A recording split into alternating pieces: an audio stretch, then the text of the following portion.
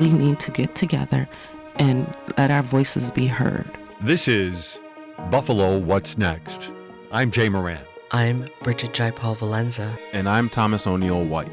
After May 14th, how can we afford not to talk about race? About education, about segregation, about humanity. Since the dawn of this nation, racial violence has existed. The way we have designed our society has a big hand in what occurred in that Tops Market. The suburban area, everywhere.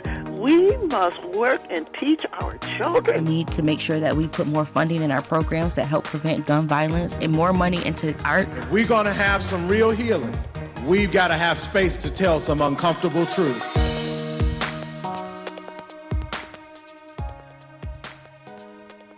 Good morning and welcome to Buffalo What's Next. I am Lorenzo Rodriguez, producer and host today for today's show, and we're gonna get into something that I, as a techie, I'm super intrigued about where we're gonna go with this conversation today. I have Miss Christine Carr-Barmasse. She is the executive director of Mission Ignite, and Mission Ignite, for those unaware, is a non-for-profit organization in the area that their big mission is to spark learning, unlock potential among high-need populations, and they're here to serve them to hopefully narrow that digital divide. We have a ever-growing population of seniors and adults that never grew up with a computer or a digital phone in their hands, and this group is not only helping them put a laptop or computer in their hands, but also teaching them how to use it, and hopefully also getting connected to the, can we still call it the World Wide Web? Good morning, Lorenzo. Hello, Christine. How are you? I am well, thank you. And it's a bright and sunny day. So I am thrilled to be here. Thank you. It's a beautiful day out in Buffalo today. I appreciate you coming down to our studios and having this conversation today. You're doing some great things, as I mentioned, with the Western New York population, primarily those that are somewhat computer illiterate, children, adults, teens, everywhere in between. You are helping them hopefully getting acclimated to the digital frontier, and eventually we'll get into it, but getting connected online. Mm-hmm. I said World Wide Web. I think it's still www. So It is. I've told another guest the other day that I found out some time ago that I'm a geriatric millennial.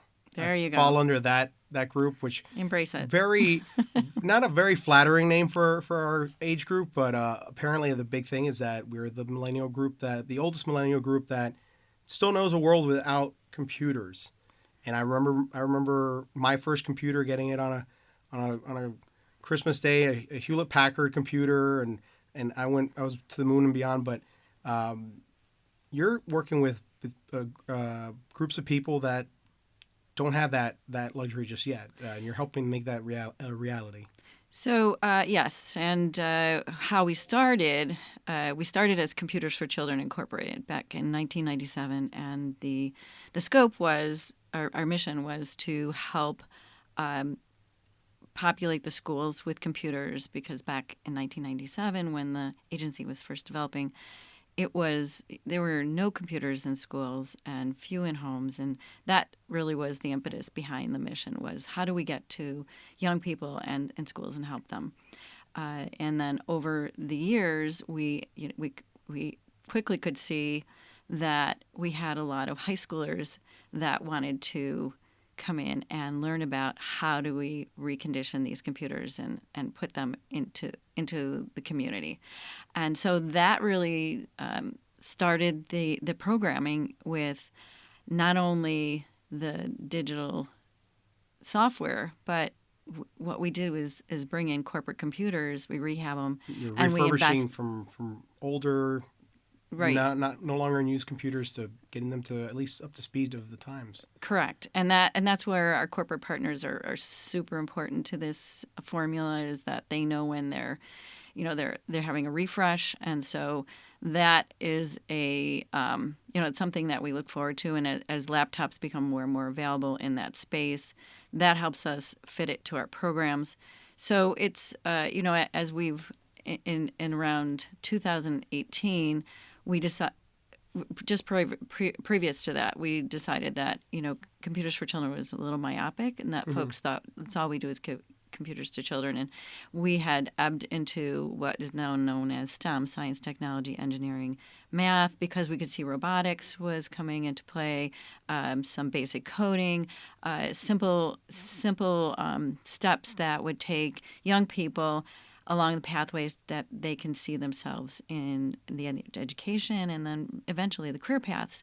And through this process, I mean, it's been 27 years of discovery because, as the big old CTR monitors went away and, The computing world has changed drastically. It changes by minutes now, it feels like. It does. And so I'm appreciative of those people who are part of a generation when we didn't text. Oh, I miss those days. So, there's a gamut of folks. And so as we've moved along this timeline, there's a misnomer in that, our programs really do serve young people because we were coming alongside of schools, and then we widened our scope with STEM, and then eventually we're coming alongside of our nonprofit partners, our faith-based agencies, and working along with government, municipalities, and the government state to understand what happened during COVID, and that really put a spotlight on our work. The fact that not only is there, a generation of young people that are growing up that don't have an understanding of software and hardware, but there is the generation that is sort of left behind as technology has gone so fast. You think about it constantly. I at least I do. When you park somewhere, we're no longer carrying hard cash on our in our pocketbooks and purses. It's now it's all digital. It's all ATM. It's all an app. And I look no further than to my 80-year-old parents and how they get around. I every once in a while I'll get a phone call and play amateur IT support and help them walk them through some computer things because it's a daunting world. It's daunting for me, and like I said before, I consider myself somewhat technologically savvy. I can only imagine how it is for someone who has never booted up a computer or gone down, open up a taskbar, or then let's not even get into the whole PC Mac duality, because that's another whole operating systems. I don't even know Linux. We're not even going to go there. We're not touching that one. But so you're spot on when you say that it's very long suffering when you're working with folks that are new adopters. For every technology piece that's out there, it works a little differently. So finding out just giving them the essentials, the basics, and then finding out what they want to do with this with their life. And that's as healthcare now is, again, COVID put the spotlight on so many things and the gaps that were out there. We pulled back and started focusing on the T in STEM once again, because that's where our expertise came from. Now, for those that are not aware of what STEM is, I mean, it's almost everywhere now in education, or it's getting there, thankfully. It's a push towards science, technology, engineering, mathematics, and ingraining those, I guess, 4 curriculums into an acronym. Into an acronym. Everything. We deal in a lot of acronyms on this show. So STEM, and primarily for Mission Ignite, it's the T, the technological side of STEM. Right. And in 2018, I mentioned that we moved to Mission Ignite as our name, even though we're still Computers for Children Incorporated. The basis for that is that we were doing so many more things, and after COVID, obviously that was just a couple of years after that. I'll give you an example. We will, along with partners, distribute computers and do training programs.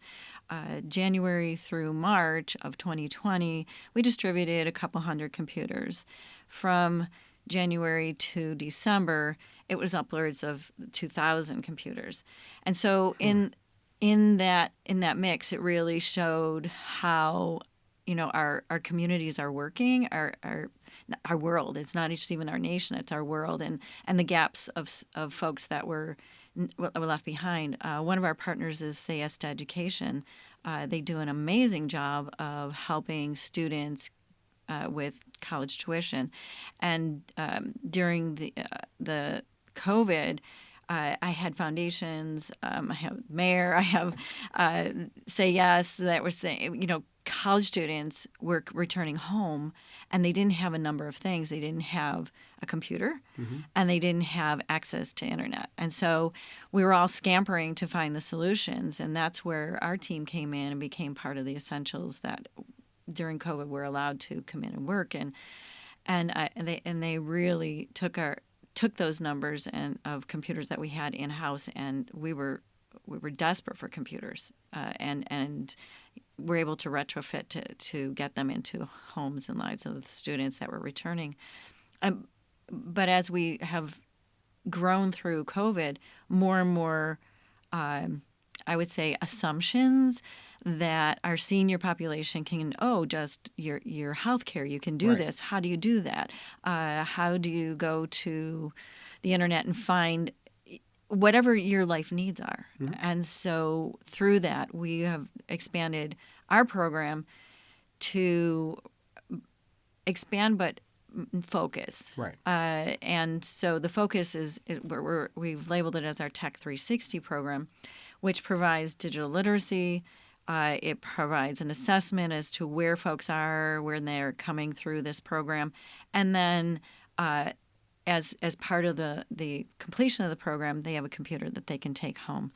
And so we're trying to address all the pieces of it, including awareness about what providers are in their area, how to use the internet.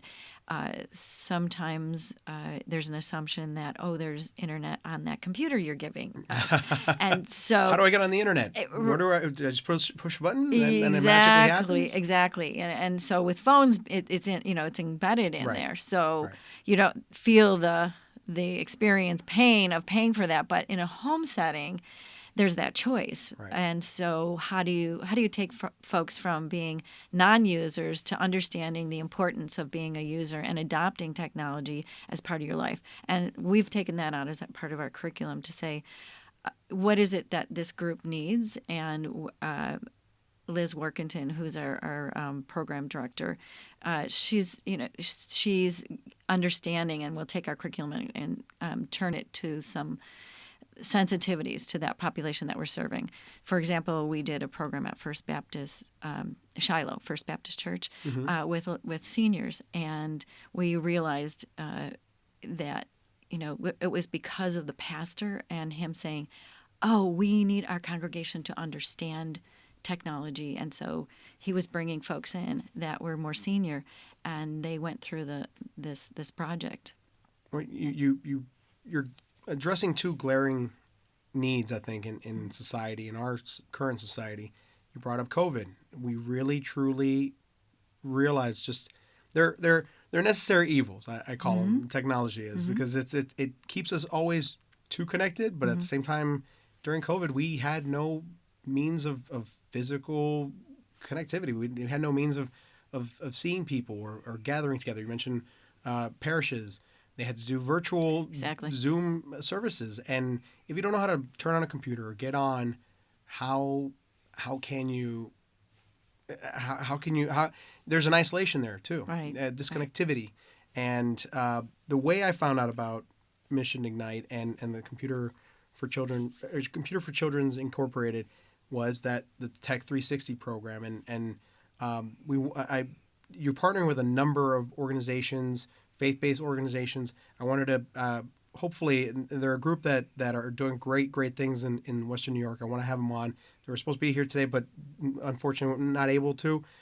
Buffalo Dream Center. Right. Pastor Eric Johns is helping you, I guess, connect to some of these necessary communities that need these resources. Yeah, and that's just an example of one partnership.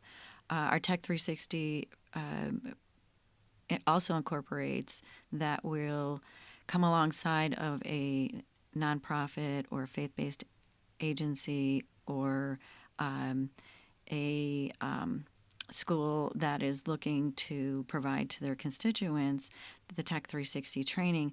But just before COVID, we wrote an AmeriCorps grant that would allow us to have more resources that we could train folks and what digital literacy means and then deploy them. And when I say deploy, it means that they are actually embedded into that community center or that after-school program or that faith-based training program. So we're trying to come alongside of people who really reach the high need populations and all age groups, which is huge because we talked about our seniors, our elderly, the youth, but also in between. How about those just that are new Americans and those folks that are, maybe they haven't been, brought along in the school setting to understand software application, but they're heading on to college and they just need to understand some of the basics because there's an expectation that just getting through to any government agency nowadays. It's the phones are unfortunately no longer the prime way to contact. It's all digitally. So when you look at phones versus a computer that's invested in your home, the phones are an amazing source, and I look at it that as intake. Right, we can find out information or call, but to produce anything that is outgoing, like a resume or job application or taking courses online where you need to be responsive through a website. It's so much easier when you can open up your computer and log in and log on. I got many jobs nowadays through LinkedIn. Right. And that's a huge resource. But responding, and the smartphone versus someone's responding. Somebody's responding. But there's so much that relies on how to use something, and we find that it's easier for folks to look at a large screen and access that way, especially as new learners. And the other thing we've experienced is that when we invest a computer in the home, is that it's not only for the person who goes through our Tech 360 program. Are there young people that are going through their school and at 3:00 have homework that's virtual, right? So it's virtual desktops now. Do you have enough computers in your home to satisfy that? We used to be content with just one computer. I mentioned my first computer on Christmas Day. It became the family computer. Yes. And I remember the minor squabbles that would ensue when my mom wanted to work on WordPerfect. Yeah. I'm really you are aging yourself. Myself right here. WordPerfect, Windows 95, I remember when you'd get a whole stack of CD-ROMs. That's another thing from the Stone Age. And floppy disks, but you'd have to share one computer. And now it's almost an expectation that everyone, if you don't have a phone, you have a tablet or a laptop. During the pandemic, we had students learning offline or online rather, and they needed some means to connect. So right, I mean, it goes without saying how important, once again, necessary evils, but yes. But like every piece of technology, a lot of good comes from this, and a lot of necessities are addressed when you have that connectivity. And just to kind of, I got some numbers off, I believe your website. 92% of jobs require computers. And that grows daily. Yeah, I found that to be almost. And so if you imagine yourself, maybe it's a company that is aging out, and you have to find a new industry, right? And so how do you go to school? How do you re-engineer yourself? And we've found that not only is it helpful when we're investing with partners in the community as agencies that can get to folks, we also have within house we have a warehouse and a tech department that if you're inclined as one of those tinkerers, those retired engineers, all those folks that want to do something great, we have an environment that speaks to that.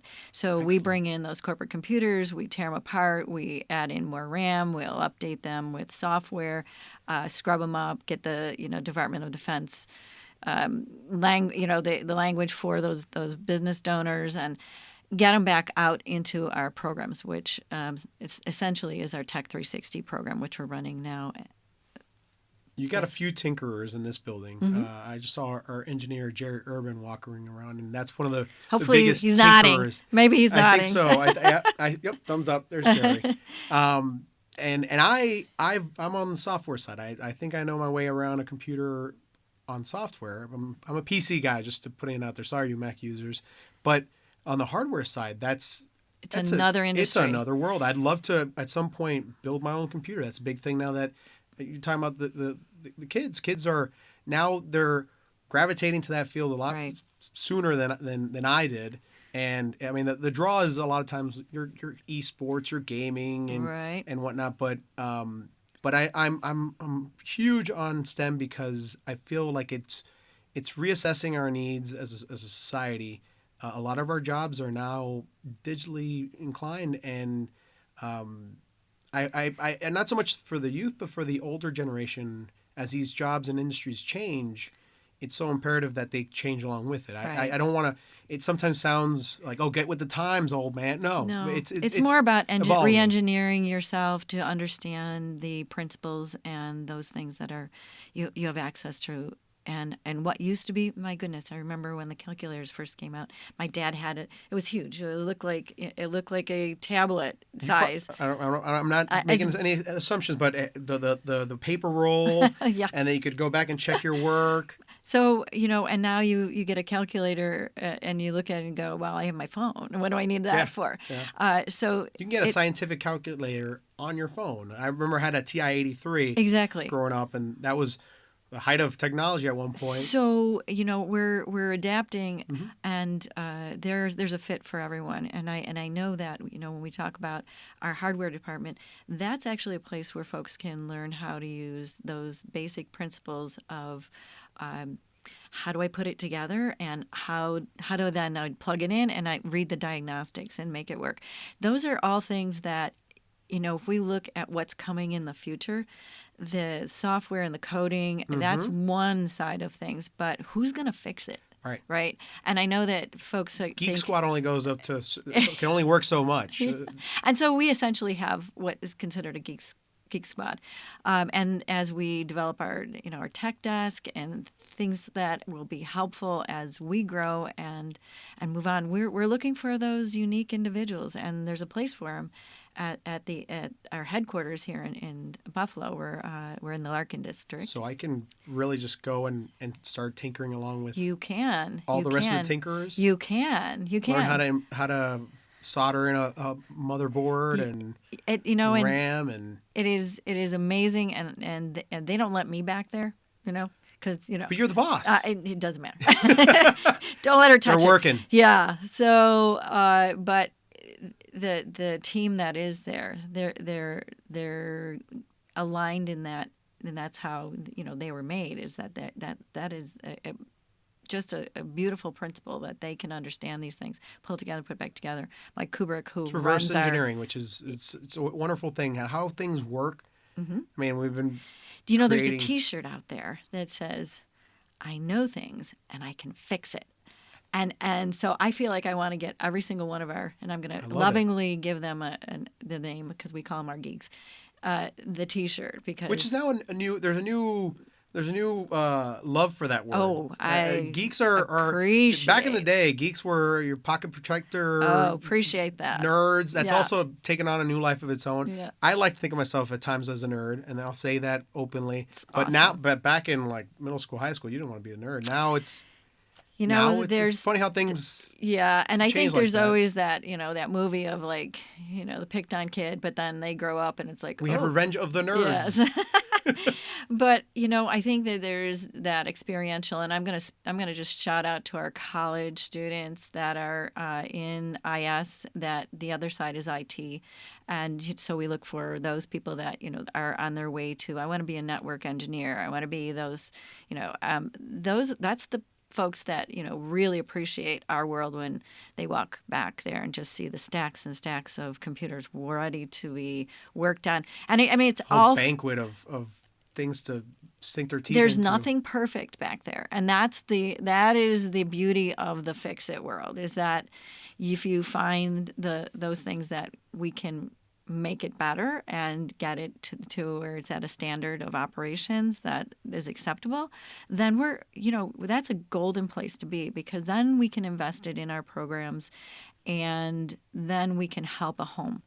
And so with that, that's why our corporations are so important in this play. They need that trained workforce, and we're trying to be on the starting end to say, hey, let us be part of that entry to that. And so, we have partners like Highmark, who donates hundreds of computers. Biotech they were a science lab during COVID that just donated laptops to us, a couple hundred of them. And they weren't very old, and that was a huge donation for us.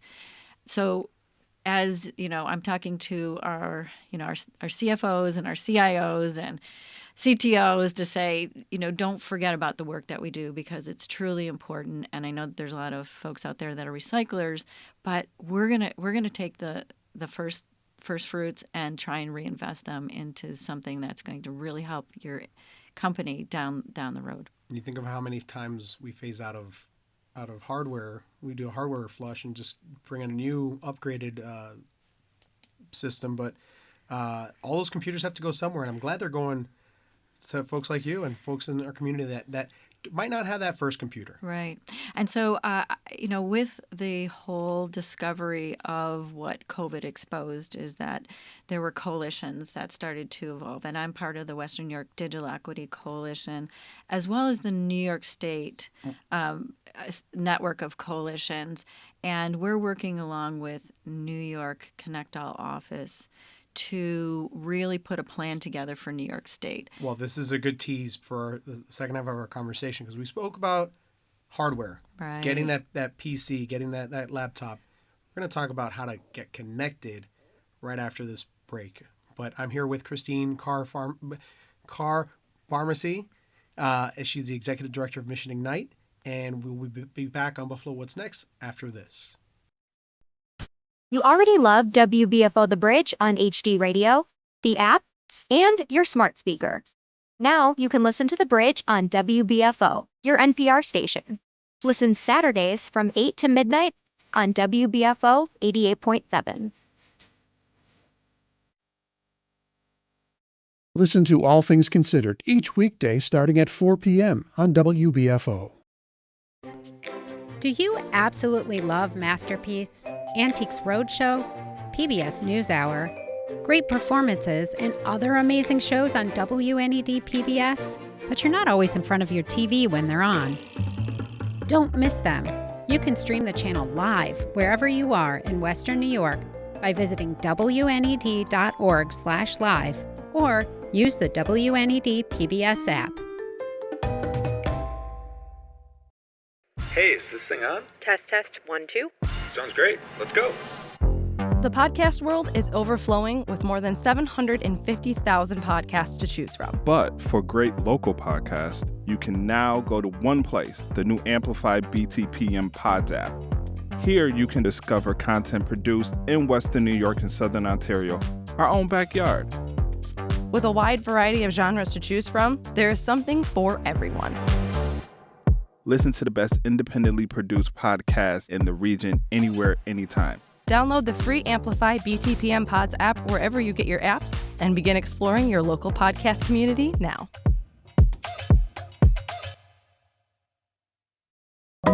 Watch great videos produced by your public media stations online.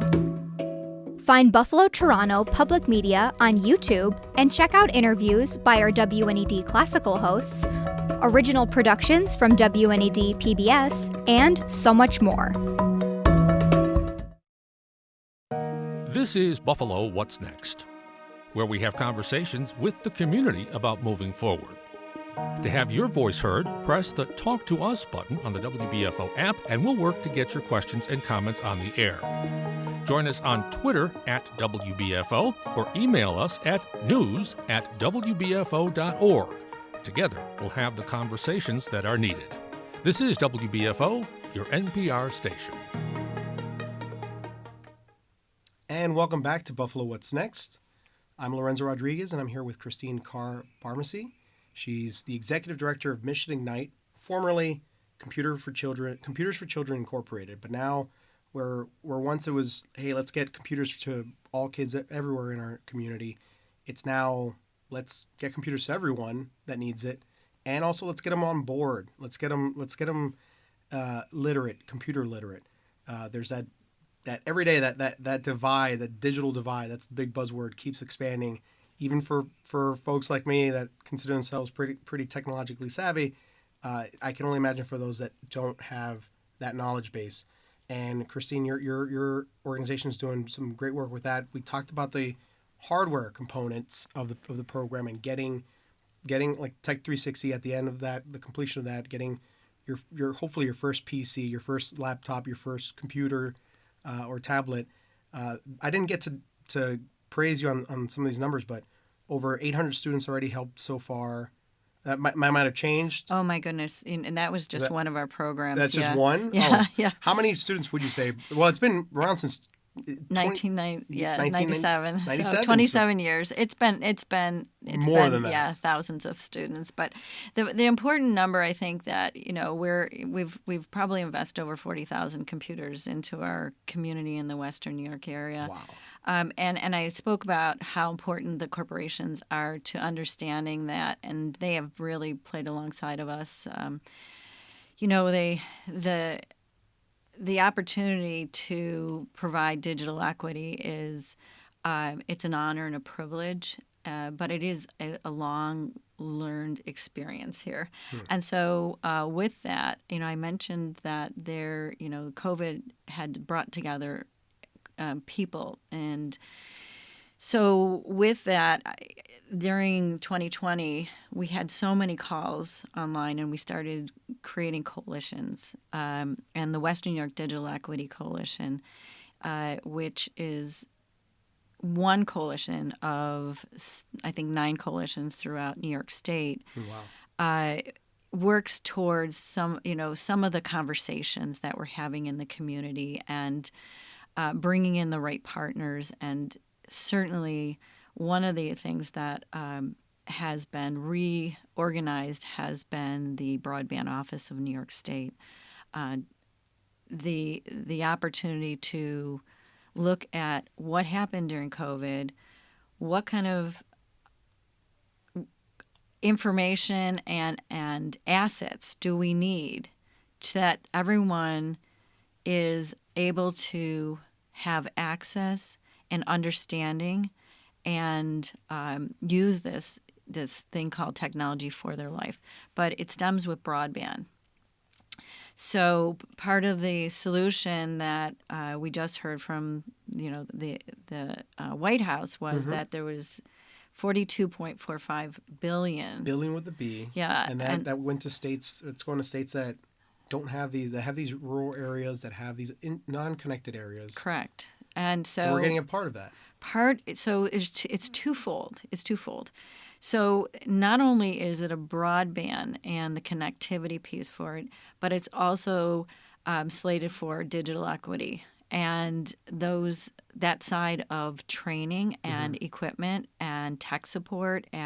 So when you look at technology and the proverbial, we used to be a 3-legged stool, now it's 5 legs, but and it's security, right? So when we talk about seniors and how to address, well, they hear all the ill that goes on in the internet. You get now, we said the necessary evil. You get all the spam robocalls. Right. You get the text spam.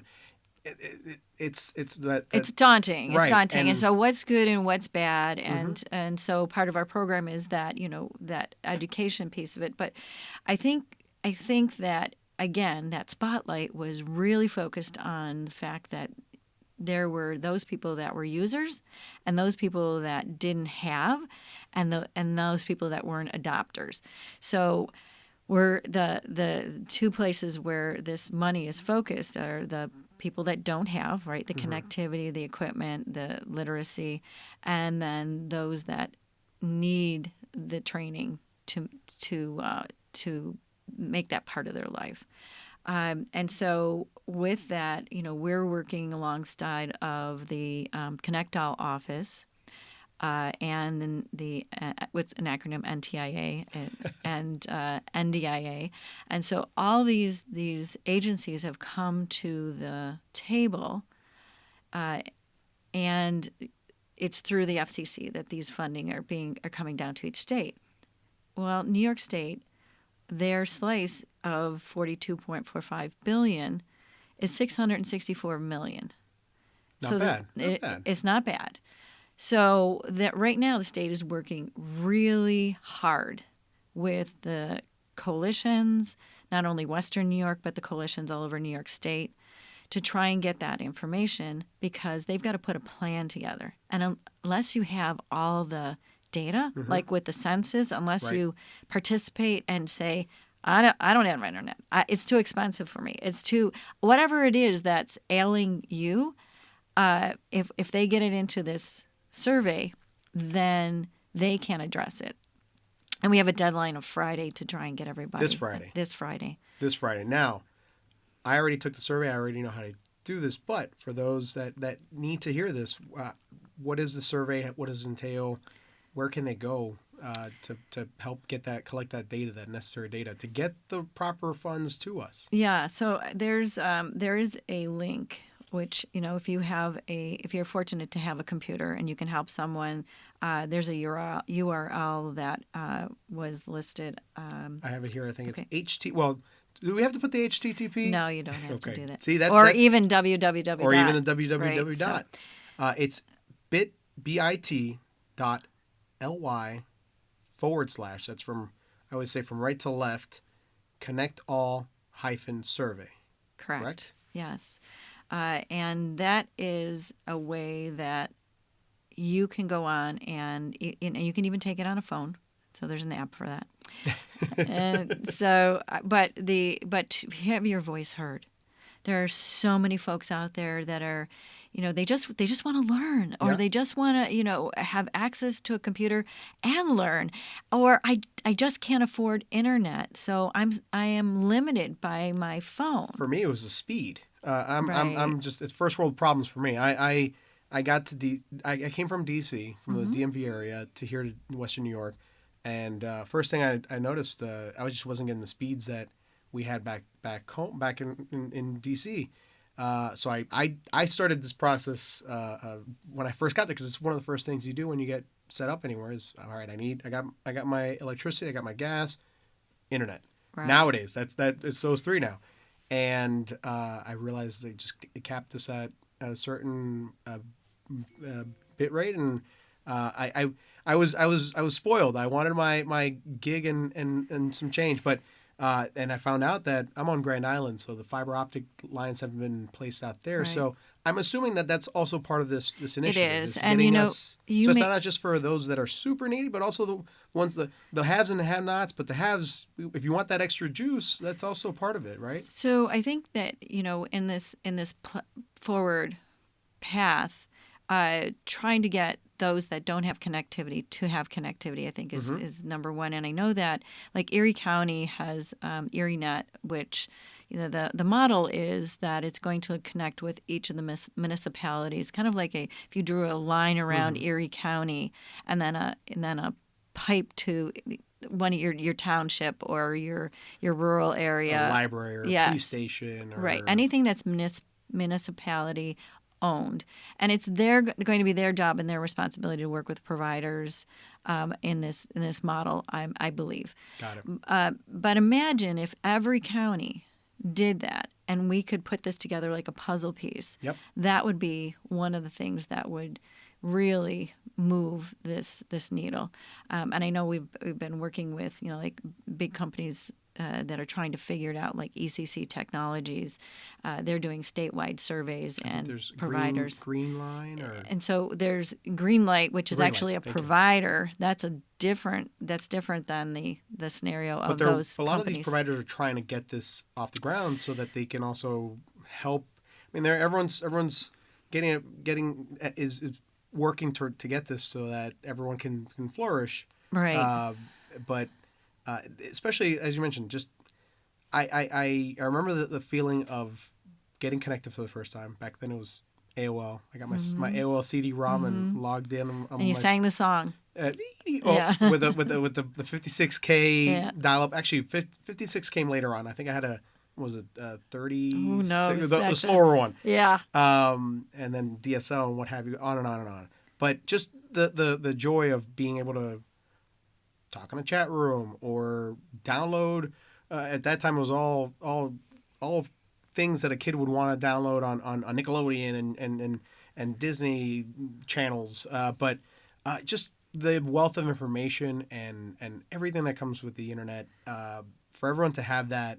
And now the other side of it, not just only for leisure, but the necessities. All the, like, right. If you need to communicate with your doctor, your healthcare provider, you need to have a portal. Kids for education, and one of the things that we know is that schools, they have a lot of responsibility just at the school. They struggle to solve home, right? So, and it's really not their job to solve home. So how do you come to the table? And I think that that's part of what is being addressed, and what we're playing a large part with the coalitions is to try and get the information so that we can provide that narrative. When you have the information, you cited some people, how many jobs require. We need that same information from how many homes don't have internet, how many homes don't have a computer, how is it too expensive for you, and that's what the survey goes through, right? So there's how also do we get affordable connectivity programs, right? There's so many options here to help folks get on. It's just the knowledge of knowing this is out there. Right. And I think you just referred to what something is called ACP. And ACP is a subsidiary program that allows for folks that need help getting on the internet. They can go through a provider and get a lower cost to that provider. Will it end at some point? Probably.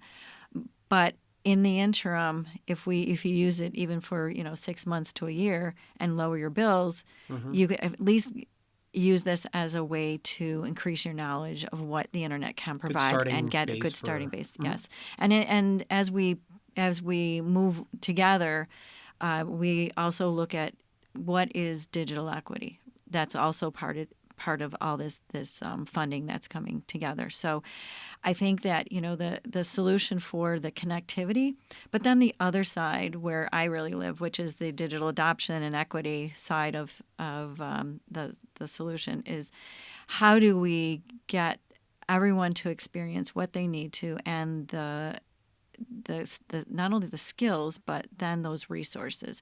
How do you connect? What do you connect to? How do you use your computer? Open up that cursed email. How do I get on and get my email? And for our new Americans, they enjoy seeing folks that are back in their homeland. Yeah. And how does that connect family and home? And we learned through COVID that I don't think people knew what Zoom was, right? And so WhatsApp. that right. I had a conversation with one of the new immigrants here in Western New York, and they're able to communicate with me and back home, in this case in Nicaragua, WhatsApp. Right. And that's something that my mom just got on WhatsApp. It's a sensitive subject. We don't want to talk about it because now I get nothing but messages through WhatsApp. But it's everywhere that we look. And you look at the social medias and the Facebooks, and that was the one way, I think, in the early stages of how this can bring together and how our family that, you were in Florida once upon a time, how do you stay connected with somebody in New York or California or Minnesota or, wherever it is. And that provided that platform.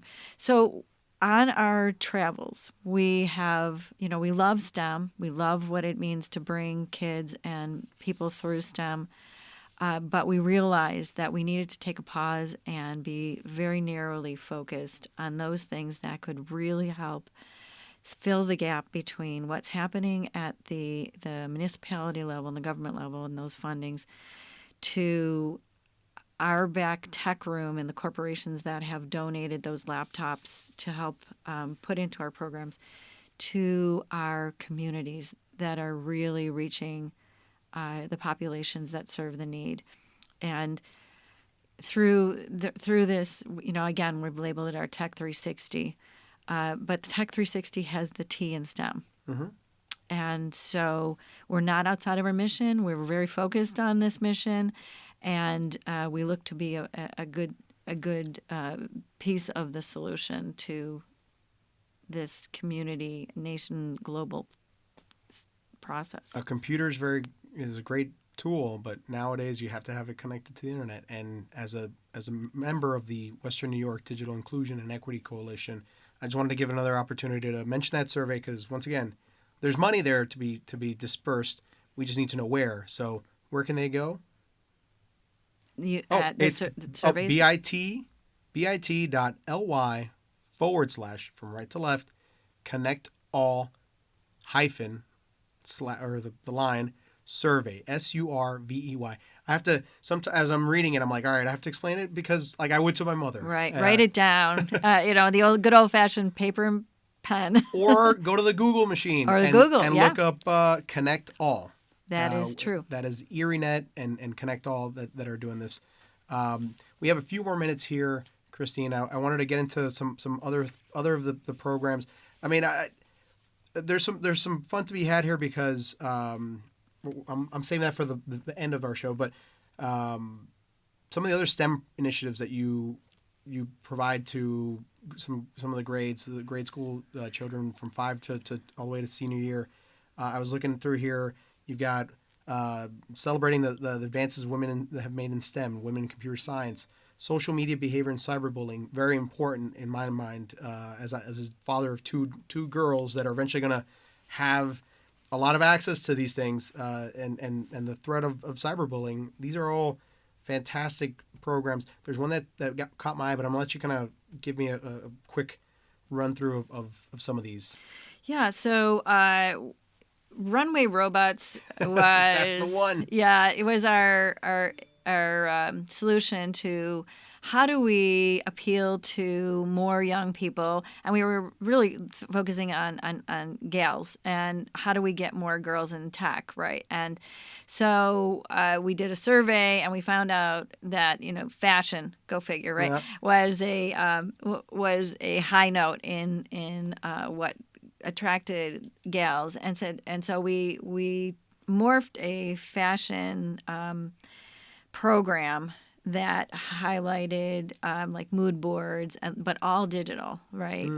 And then we had them craft up a model, and it's essentially a paper doll figure, a digital mannequin, and then it was fixed to one of our robots, like our Mindstorms, which would the Lego Mindstorms. The Lego Mindstorms. I'm so glad those are still around. And they would program them to run the runway. And so it was an amazing program, and we look forward to the day that we're investing again in that direction. Are we going to have a robot runway show? That's exactly what it will be. Yes. See, I love that. And I had, you mentioned Mindstorms, and my eyes, people at home, my eyes perked up because that's one of the ways I started getting into coding or just like step-by-step engineering. Exactly. It's all system order of operations. Order of operations. And so with that, we also tried to find ways that we were attracting young people. And so, our hardware reconstruction is always a good fit if they do software and hardware and can build a computer as their tool that goes back with them. It's kind of like sweat equity. Mm-hmm. They're learning and receiving. Cybersecurity, that's huge for anybody. And so students, adults. put that into plays in our Tech 360. So how do we, and we address that generation, right? So for young people, it might be a little different than our senior generation. And so how do we integrate all these things into a way in a space? And so our Tech 360 tries to come around to that packaging. And I really want to just give a shout out to Connor Wilson, who not only wrote those stories on our website about women in tech, but he is also now our Tech 360 program coordinator. And he can align your agency or your church or your school with a Tech 360 program. And you can get a hold of him by, it's his first name, Conner, at missionignite.org. Christine, you're a great leader because I've counted, I think, 3 shout outs in Yes. today's that's how you do it. You gotta spread the love around, spread the credit around, so they can reach out to Connor. We have about 5 minutes so left. Sure. But if they want to get involved with any of these programs, where can they go? So our website has contact information on it. We have a phone system, but I can tell you that an email works quite faster. But for those that are still in the need, it's 716-823-7248. Wait, one more time. I'm writing it down at home. What is it? 716-823-7248.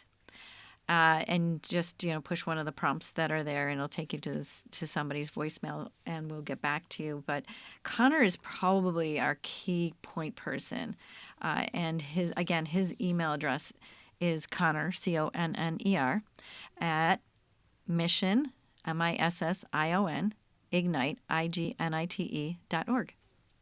.org, not .com. That's another. I remember that I had to explain that one to my mom. No, not .com. It's .org. It's for nonprofits. For .gov is for government. Right. Christine, we have about 3-4 minutes, and Yes. I wanted to get to something fun and also a little scary Okay, and here unknown it is. here. So I get the sci-fi music going. Well, I would say Twilight Zone, but Okay. nowadays the kids know, what is it, Black Mirror? That's There the it new is. Twilight Zone. There it is. But I want to read our description of today's episode. Sure. We sit down with Christine Carr-Barmasse, Executive Director of Mission Ignite, a group dedicated to promoting computer literacy and digital access. Christine is working towards easier internet connectivity for all members of Western New York. Discover her inspiring efforts to bridge the digital divide and empower students, teens, and adults with essential digital skills. Explore the transformative impact of digital education and learn about the innovative programs offered by Mission Ignite. Don't miss this enlightening conversation on the future of digital literacy and its role in shaping Buffalo's progress. I didn't write that. That was this is the only one and only time, people, that I've done this. This is all ChatGPT here. This is I take great pride in my descriptions, but I put in a few descriptors, a few pieces of information, and it went off and gave me like 4 paragraphs of a description. I go, no. Can you make it 1? And sure enough, it condensed it into 1. Yeah. AI, artificial intelligence. That's one of those new frontiers that even for me, I'm kind of hesitant to embrace, but here we are. Yes. Don't come taking my job, ChatGPT. And again, I am very cautious about that because I'm not an expert. Certainly, I'm a user, just like you ChatGPT, and so you understand that there's something happening here. You've heard probably the listening of "Hey Google," right? Or you've used Siri, Yep. This is on Google and Siri on steroids. On It's steroids. just... It is. And so, there's good things that are going to come of it. So, for example, if you're in need of help or something to that effect. But, also to be aware of those apps that are taking advantage of people, Yes. right, for voice and a lot of seniors, to create that code word with your family so that you know what that real word is, and you're speaking to the right child, not somebody who's being, misleading to you. But if there's more to learn about this, and so just have a watchful eye, and as we look at the workforce, and that's really what we're focused on. I say hyper focus on the workforce of tomorrow. It's all about what we're doing today, and understanding it today, so as to be able to then get to tomorrow and the AI of tomorrow, and to understand, that AI may come, but somebody's built that, and somebody's got to fix it, and so. Where we sit is in that gap. So invest in what we're doing here today at Mission Ignite and become a part of it. And be ready for tomorrow. There you are. Christine Carr-Barmasse, thank you so very much, Executive Director of Mission Ignite. Thank you all for joining us today on Buffalo What's Next. I'm Lorenzo Rodriguez. Hope you're here tomorrow with us. But you've been listening to Buffalo What's Next on WBFO and WBFO HD1 Buffalo, WOLN Olean, and WUBJ Jamestown, your NPR station.